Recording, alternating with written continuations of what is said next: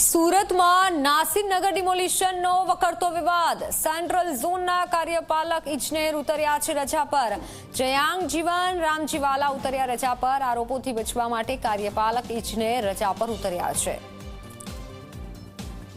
આરોપીઓથી બચવા માટે કાર્યપાલક ઇજનેર જાણે કે રજા પર ઉતરી ગયા છે। નાસિરનગર ડિમોલિશનનો વિવાદ વકરી રહ્યો છે। ફોનલાઈન પર સંવાદદાતા ચેતન પટેલ જોડાઈ ચૂક્યા છે। ચેતન, કાર્યપાલક ઇજનેર હવે રજા પર ઉતરી ગયા છે, એક તરફ કાર્યવાહીની માંગ ઉઠી છે।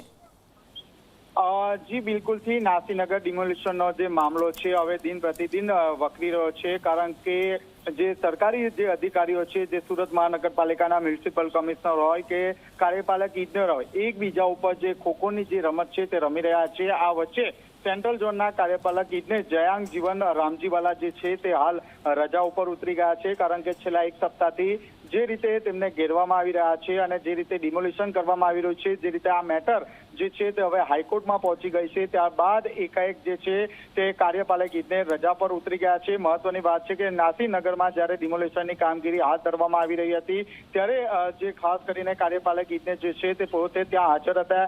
એસઓજીના જે ડીસીપી સહિતનો જે કાફલો છે તે પણ ત્યાં હાજર હતો, પરંતુ હાલમાં જે ડિમોલિશનની જે કામગીરી છે તે કોણે કરી છે તે અંગે જાણી શકાયું નથી, પરંતુ બિલ્ડરના ઇશારે અહીં જે ડિમોલિશનની જે કામગીરી છે તે કરવામાં આવી છે।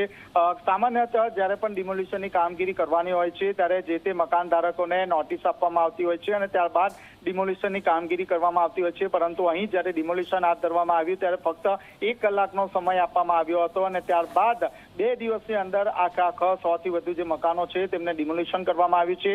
હાલ જે રીતે આ કાર્યપાલક ઇજનેર રજા પર ઉતરી ગયા છે, ત્યાં એક વાત તો સ્પષ્ટપણે અહીં જોવા મળી રહ્યા છે કે સુરત મહાનગરપાલિકાના કાર્યપાલક ઇજનેરની જે ભૂમિકા છે તે ભૂંડી હોવાનું સામે આવી રહ્યું છે, કારણ કે એકાએક તેઓ જે રીતે રજા પર ઉતરી ગયા છે અને જે રીતે મેટર હાઈકોર્ટમાં પહોંચી છે ત્યારબાદ આરોપીથી બચવા માટે હાલ તેઓ રજા પર ઉતરી ગયા છે। હવે જોવાની રહ્યું કે સમગ્ર બનાવને લઈને મ્યુનિસિપલ કમિશનર દ્વારા કયા પ્રકારના પગલાં લેવાય છે।